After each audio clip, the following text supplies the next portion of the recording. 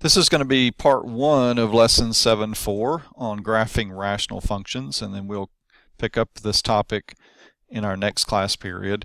But I want to give you some information today about areas basically where we cannot graph, and we will mark those areas first on our graph paper, and then we'll identify places around those lines, both vertical and horizontal, where we will sketch our graph. So let's begin our discussion first of all with vertical asymptotes. Vertical asymptotes, when we're looking at a function, a rational function, are values that make the denominator 0. Okay, so what do I mean by that? So let's take this first function, this rational function. Again, rational just means fraction. And I'm looking at the denominator to identify potential vertical asymptotes. And I do have 2 because there are 2 different numbers that I could plug in for x to cause this entire denominator to become 0. And since 0 is undefined mathematically, I basically have to avoid those 2 places. These are going to represent lines where my graph cannot exist. Okay, and those 2 vertical lines, vertical asymptotes, will be x equals 2. That would make this become 0, and 0 times 5 is 0. And I also need to draw a vertical line for x equals -3, because -3 here would cause this to be 0, and 0 times -5 would be 0. Okay, so in just a minute we'll apply this, but basically we're going to be drawing right off the bat. For a function like this, we would draw 2 vertical lines. One would be at x equals -2, the other one would be at x equals -3, and we basically would have a graph that's broken up into 3 parts that it would exist around these 2 vertical lines. Okay, so let's take a look at this function. You want to be careful that you get all of the potential vertical asymptotes. So I always recommend that people factor if possible. This one was already factored for us, so it made finding the vertical asymptotes very easy. This one's not factored, but it's the difference between 2 squares, and so I'm going to show the factoring. And once again, for this function, the graph of this function, it would have 2 vertical asymptotes, one at -4 and another one at +4. Okay, so these are the equations for vertical lines, and the numbers represent the values that make the denominator 0. I don't want you to think that you're always going to have 2 vertical asymptotes. Sometimes you'll have 1. Sometimes, like in my last example, you won't have any, because if I try to plug a number in for x in this denominator to make 0, well, it's not possible. And I can know that it's not possible if I try to solve it. Notice I just put the denominator equal to 0, and if I don't know for sure what those numbers are, if there are any, then I just solve this for x. Well, in solving this equation for x, I'm going to get a non-real, or we call imaginary number. And we're only dealing in the real number system on the Cartesian plane. So if I end up with a solution for x that's not real, that means there is no possible way to plug a number in for x and get a 0 denominator. So in this particular case, I have no vertical asymptote. Okay, so I just wanted to point out how you know if you have a vertical asymptote, and then how to identify what it is exactly. That's the purpose of this slide. And now let's talk about horizontal asymptotes. It's a completely different animal. With horizontal asymptotes, you're going to compare the degrees. And just a quick refresher from your Algebra 1 experience on how to determine the degree of a polynomial. Okay, so let's take my first function here. This numerator is a polynomial. It's a trinomial specifically, and it's degree 2, because if you want to know the degree of a polynomial, you pick out the largest exponent for the variable. So the numerator has degree 2. The denominator has degree 1. Okay, so this scenario is when the numerator degree, I'll just say it like this, numerator degree is greater than the denominator degree. Okay, so whenever this happens, the numerator degree is bigger than the denominator degree, just like it is here, you will not have a horizontal asymptote. Okay, and that's always true. Now we're going to talk later about an oblique asymptote, but that's not horizontal. Oblique means slant. Horizontal is completely going left to right, no slope, zero slope. So we do not have a horizontal asymptote in this scenario. All right, let's take a look at another scenario. What if the degrees are the same? Notice the numerator has degree 2, so does the denominator.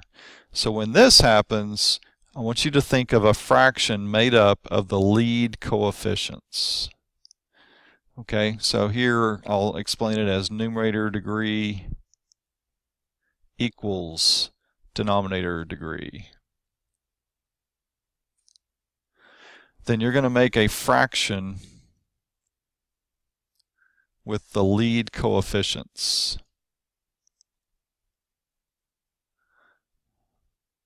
Let's abbreviate coefficients. So in this case, I'm going to draw the line y equals 1/2 because that's 3/6 reduced.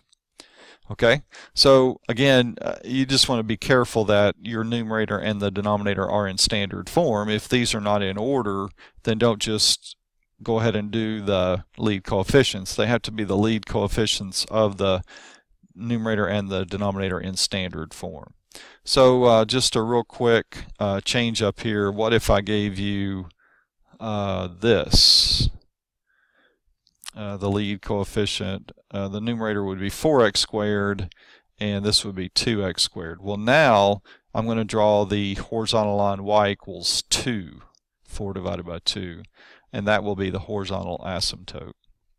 Okay, so just want to make sure you follow how to find the horizontal when the degrees are the same. We know what happens if the numerator is greater. Now, if they're the same, well, what about if the denominator is greater? So that's my only one of these three has to happen. The denominator degree is greater than the numerator degree. Okay, well, that's pretty easy because it's always the same line. It's the line y equals 0. Or another way to say y equals 0 is to say it's the x-axis. So you have the horizontal line, which is the x-axis that will serve as a barrier. All of these asymptote lines are really barriers that keep our function graph from flowing unimpeded from left to right. These are interruptions in our graph. Sometimes they're known as areas of discontinuity because they do act as fences or barriers. And I want you to be able to identify both vertical and horizontal asymptotes when they arise. Okay, so this is actually going to change. You're doing 8 to 11, just 4 graphs, and I want to do a couple of examples with you just to make sure you can follow the process. And it's really involving these 3 steps in general for the problems that you're going to do in this assignment. So first of all, let's find the zeros of the function. And another word for zeros of a function, when we're talking about graphing, we're talking about the x-intercepts. And the way we find the zeros or the x-intercepts is we take the numerator and we solve it. Just let it equal 0 and find x. And if you do, in this case, the cube root of both sides of this equation, you get x is 0. The cube root of 0 is 0. So I'm going to go ahead and plot my x-intercept. I know the graph has to go through that point. So we'll start building where it can go, but step 2 is where it can't go. Asymptotes, remember, are like fences or barriers that keep the graph from flowing continuously from left to right. So remember how to find the vertical asymptote if we have one. It's a number that plugs in for x in the denominator that causes it to become 0. So that's pretty obvious in this case. We're going to have a vertical asymptote x equals 1. So let's draw the vertical line x equals 1. And I always do asymptote lines dotted because they're actually not part of the graph. They're actually the part that we can't graph on. We can't do input 1, so that eliminates all of these ordered pairs that have x coordinate 1. If we do input 1, then we're violating that rule of division by 0. Okay, well, what about a horizontal asymptote? We should always check. Well, the degree of the numerator is larger than the degree of the denominator, so we do not have a horizontal asymptote. And now you'll probably want your calculator. It's time to do some inputs. Basically, this vertical asymptote breaks the graph up into two parts. And so we're going to find out, using inputs and outputs, what's happening on either side of that dotted vertical asymptote line. So let's just start on the left side. I don't need to input 0 because I already know that's a point, 0, 0. So let's input -1 into this function. I gave you a note here that you should always simplify first if possible. That just means to cancel. That would involve factoring and then canceling factors, but we can't factor at all here, so there's nothing to cancel. If you can cancel, that's great to do before you start inputting values, but unfortunately that's not going to be possible here. So I'm going to just show you off to the right how I'm literally replacing x with each of these input values. And you might want to use your calculator, but some of these are easy enough to do with just mental math. Alright, so -1 cubed is -1. -1 minus 1 is -2. When you have negative divided by negative, that's positive. So the point -1, +1/2 is on the graph. Okay, so let's keep going. Let's try -2. See if we can sense or detect a pattern here. If we input -2, then we get -2 to the third, which is -8, divided by -3, and that's going to be a positive number again. So let's just say 8 divided by 3, we'll get the decimal form. That's 2.67, or 2 2/3. All right, so -2, 1, 2, and 2/3. Okay, I can sense a pattern going on here, but I'm going to go one more just to have some assurance. So now let's input -3 into that same function. Okay, -3 cubed is -27. And -3 minus 1 is -4. Again, we're going to have a positive result. 27 divided by 4 is 6.75, or 6 3/4. So -3, 1, 2, 3, 4, 5, 6, and 3/4. So I feel pretty good that so far it's going to continue on in this direction. So I'm going to connect these dots all the way down to the origin.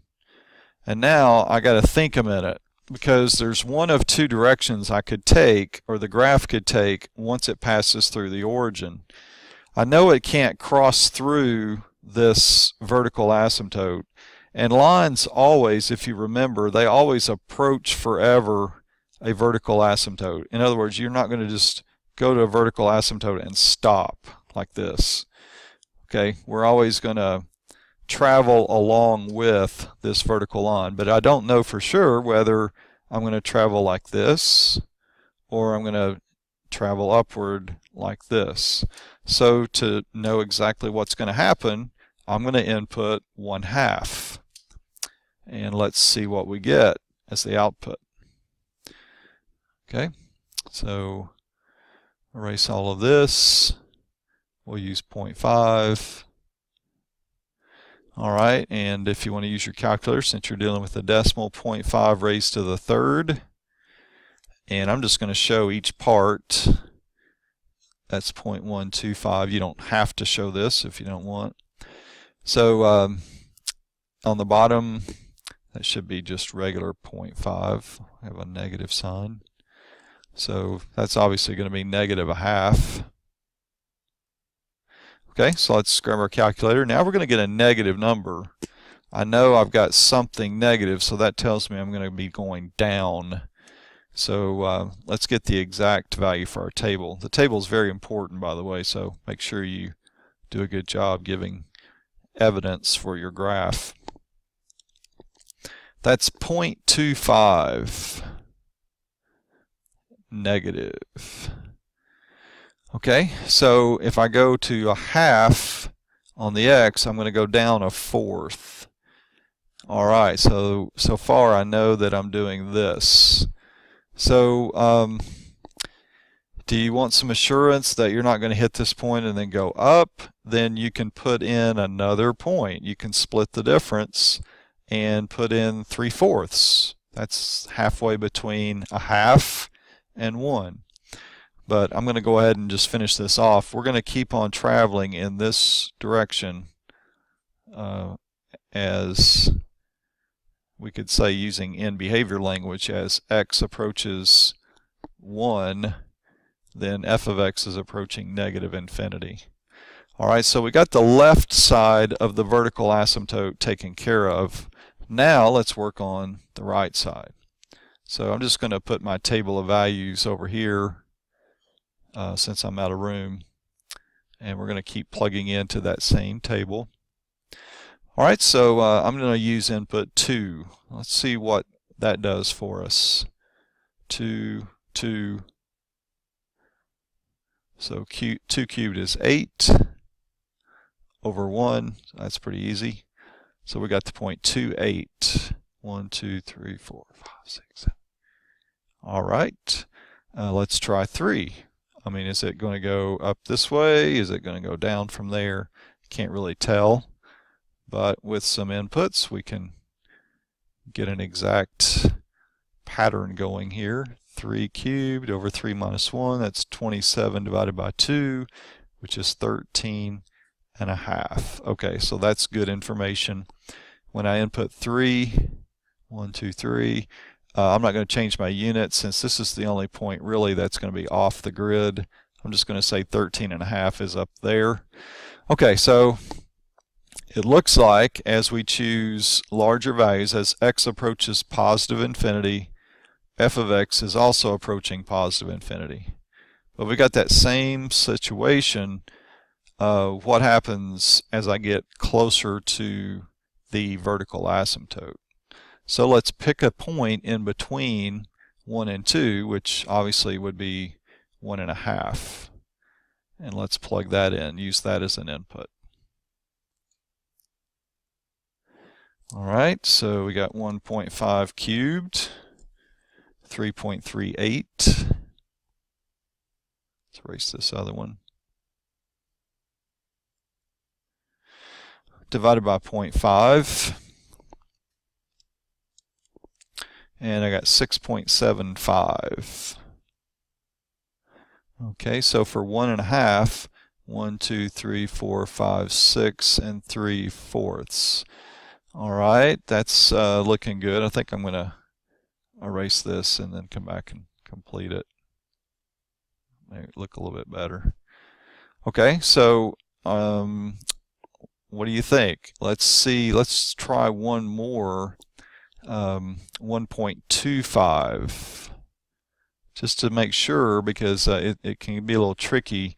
Is it going to do like this one and just continue following along, or is it going to bounce off of this and start traveling up?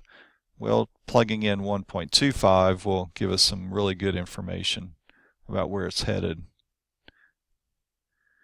All right, so grab our calculator. 1.25 cubed.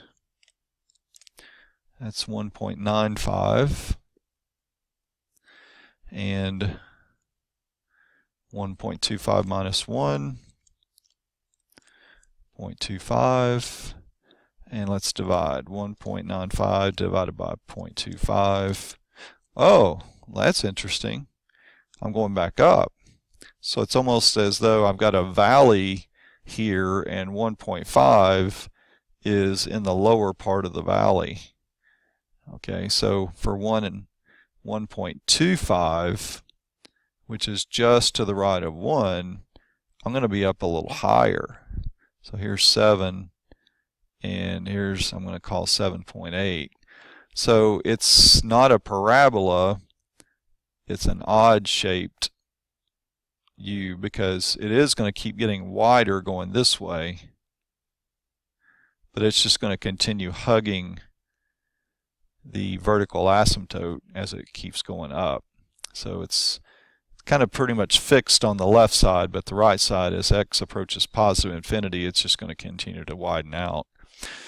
So we are done. That's our first example, letter A, for the notes. So let's take a look at letter B.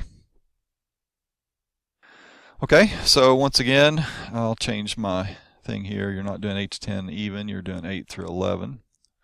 All right, so find the zeros. That involves letting the numerator equal 0 and solving. And this factors. Factoring is an easy way to solve, I think.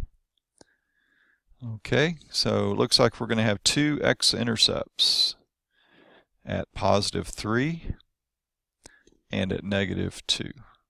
Our graph has to go through those 2 points on the x-axis. Okay, very good. Now let's see if we have any vertical asymptotes. Those are values for x that make the denominator 0. Looks like there is one. So x is negative 1 is a vertical asymptote.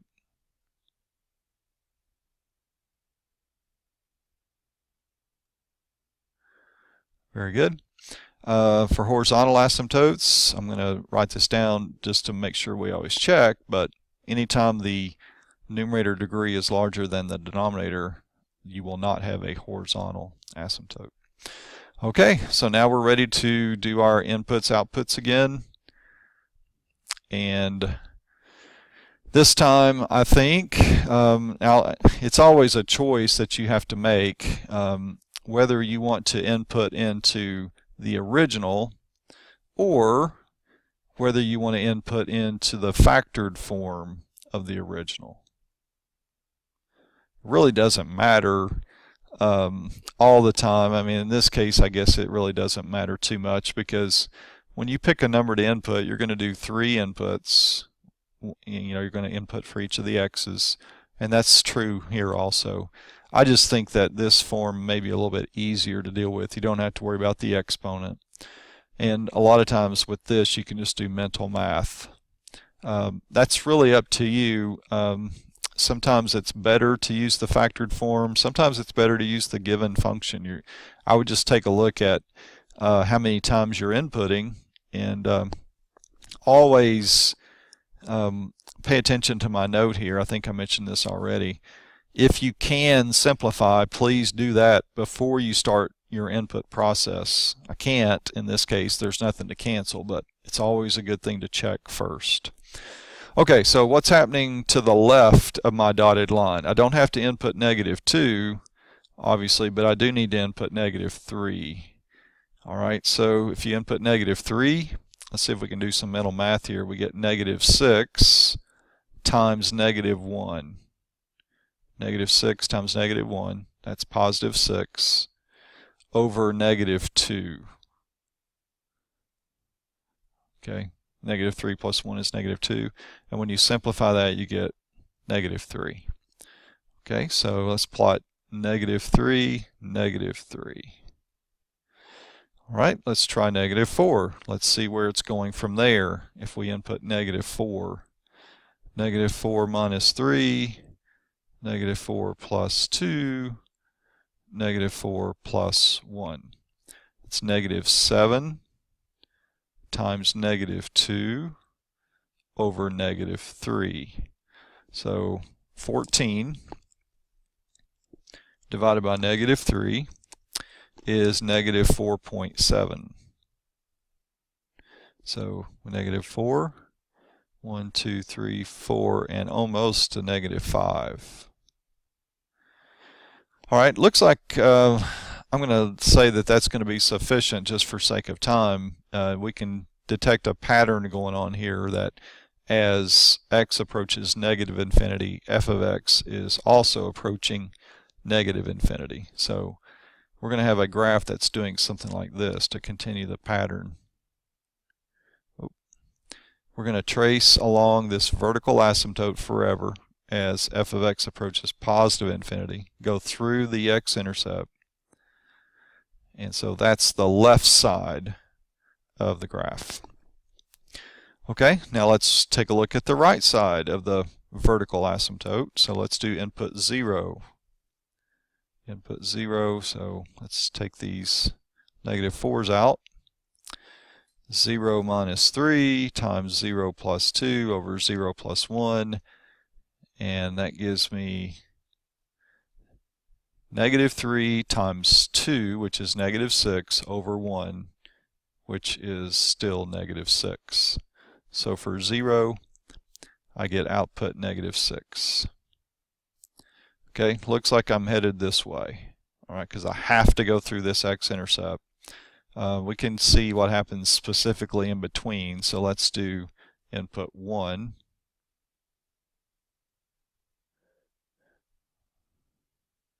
Okay, so that's negative 2 times 3 over 2. Negative 6 divided by 2 is negative 3. All right, so that follows along that same pattern. And I think I'll just do one more to the right. I'll just do input 4.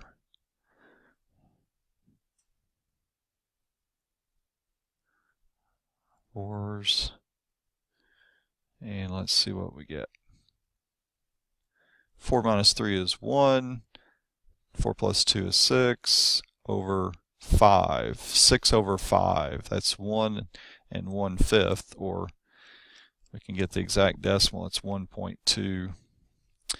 Okay, so for input 4, I'm going to get 1 and then just a little higher. So it looks like it's going to take a kind of sharp turn once I get through the x-intercept. Yeah, I missed that point, but and does something like this. So again, these are rough sketches, but the big deal to me is, I mean, you need to be in the ballpark with your graph, obviously, but your table is so important as to give me evidence. These should match. All right, your graph should definitely match what your table of values says. Okay, so that's as far as we got with today. I'm going to break this up into 2 days, and we'll continue this thought tomorrow. Work hard on those problems 8 through 11 on page 496, and let me know if you have any questions.